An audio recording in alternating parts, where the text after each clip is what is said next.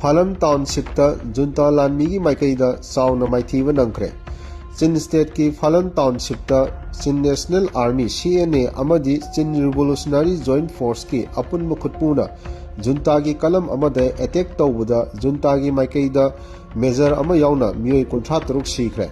Mioi kun amana asopan nangkre hairi. Loina na junta gi khulai kaya marom Chin Resistance Force na phagat kre.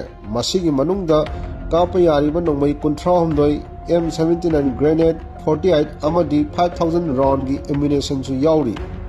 Thongdong asiga mari lenana thaingin amadi Phalam Township ki marakta leiba Jangle kauba khulda junta lanmi sahum leirambadu reinforcement gi damak Phalam tamna sangsinkhre.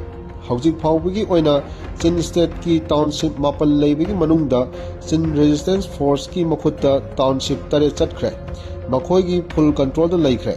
Aduga junta na Tidim amadi Hakha Township khakta control tawraga lehauri hoji phawda.